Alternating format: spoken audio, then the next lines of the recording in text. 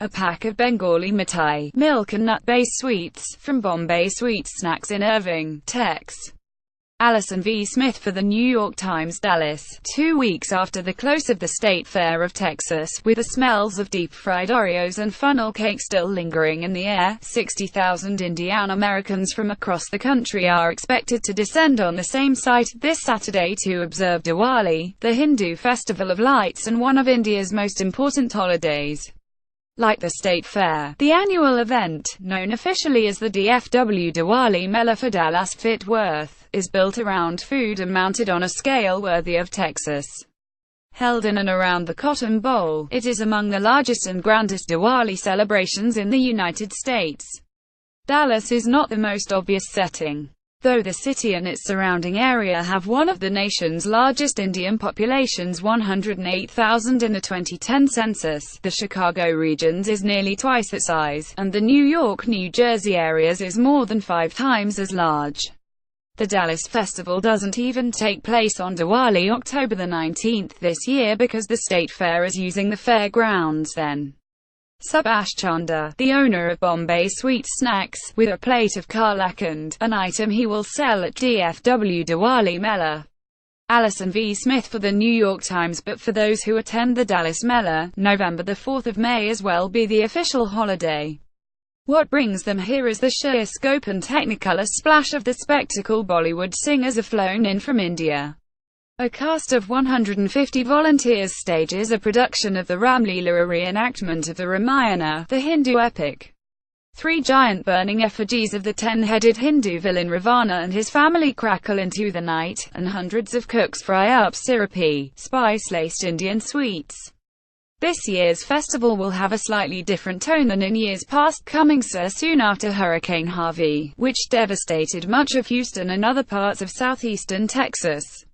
Organizers are expecting a sizable contingent from Houston's large Indian community to travel more than 200 miles to Dallas, in part because Houston's Diwali celebration on October the 7th was smaller this year in the wake of the floods. "We have so many friends there," said Satish Gupta, who founded the Dallas Mela. Its supporting organization, the DFW Indian Cultural Society, is aiding hurricane relief efforts. "It's not even a question. Whatever help we can provide." This means, too, that the coming event could be the largest in the history of the city's festival. One of its central components, and the backdrop to every other activity at the Mela, is the dizzying array of foods, with special care taken to make sure that every region's Diwali-specific treats are represented. This multicultural spirit is what sets the Dallas Mela apart from those in other cities. Raja Alagasami, a chef at Saravana Bhavan in Plano, Tex, makes payasam, a saffron-stained milk pudding. Allison V. Smith for The New York Times. In a single festival, you can eat Gujarati snacks while listening to performances in Tamil and in South Indian dance, said Kalpana Fruitwala, an organizer for the event. Subhash Chandra, the owner of the popular Bombay Sweets Snacks in suburban Irving, creates a pack of Bengali mithai, milk and nut-based sweets. It includes neon pink chum-chum coconut-coated milk solids, and gulab jamun syrup-soaked balls of deep-fried batter filled with a silky mixture of cream and ground almonds. On a recent afternoon, Mr. Chandra was deeply concentrating on an enormous mixing bowl heated to exactly 450 degrees, making sure the milk and shredded coconut for the chum-chum were being churned to the ideal softness. If the temperature rises even a few degrees, or the mixture is stirred for too long, he said, the treat loses its luxurious, slightly bouncy texture. "You have to be very patient," Mr. Chandra said. "Only after 18 years have I figured out the secret to making chum-chum this soft." Nagarkoli, the owner of Saravana Bhavan, holds a bowl of payasam. Allison V. Smith for The New York Times. The response at the festival makes all the care worthwhile. "All night, we have this big line that wraps around many times," he said. "It got so long that the organizers had to install stands for people to wait." Lalit Thota, who is busy preparing to open the restaurant India 101, also in Irving, will make jangiri, a thick patterned fritter soaked in sugar syrup with a shape not unlike that State Fair of Texas staple, funnel cake that is eaten widely in Andhra Pradesh. Nearby, at the restaurant Bawarchi Biryanis, Anil Sukkagopal said his Diwali booth will serve Mysore pak, a rich, crumbly pastry made of ghee and chickpea flour that has its origins in Karnataka. We want to create an environment like the street markets in Bombay, Mr. Sukkagopal said. We'll be yelling and shouting about our food. People will be crowding around. It's a sensory experience. A shrine in the kitchen at Bombay Sweets Snacks. Allison V. Smith for the New York Times at his booth. Nagarkoli, the owner of the South Indian restaurant Saravana Bhavan, in nearby Plano, will supplement a menu of doses and idlis with payasam, a comforting, saffron-stained milk pudding popular in Tamil Nadu, where the dish is often consumed first thing in the morning on Diwali, right after prayers. Testing the recipe in the restaurant's kitchen, a cook tossed in just-freed cashews and raisins into a bubbling stainless steel vat filled with milk and vermicelli noodles. To add richness and crunch, we make it because it is made especially for Diwali in certain places, Mr. Nagar said, adding with a laugh, the only disadvantage of payasam is that because it's more of a liquid, people have a hard time walking around the festival with it. The Dallas celebration has come a long way since 1994, when it began as a house party with about 50 guests, bootleg fireworks and catered food at Mr. Gupta's home in North Dallas.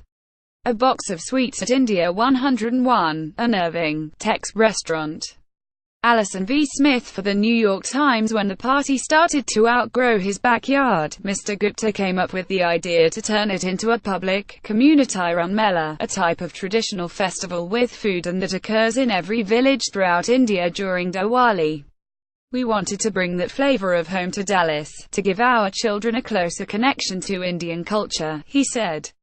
For the inaugural Mela in 2006, Mr. Gupta ambitiously decided to book Texas Stadium in Irving.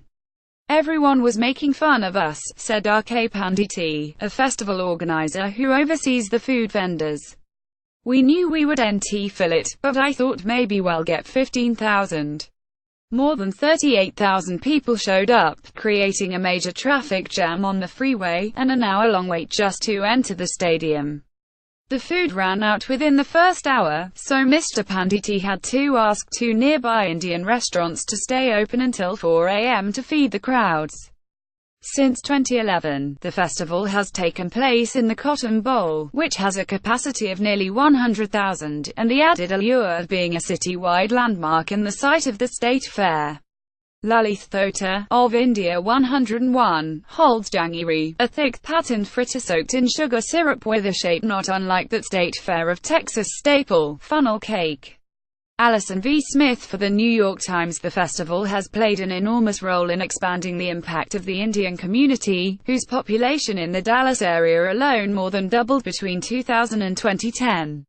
There is now a petition going around the Coppell Independent School District to make Diwali an official school holiday, and last year a seasonal Diwali postage stamp had its Texas debut at the Mela here. On Saturday, vendors will arrive at the Cotton Bowl at 10 a.m. and not leave until well after midnight, when stalls once loaded with chum chum and biryani have been completely emptied of their goods.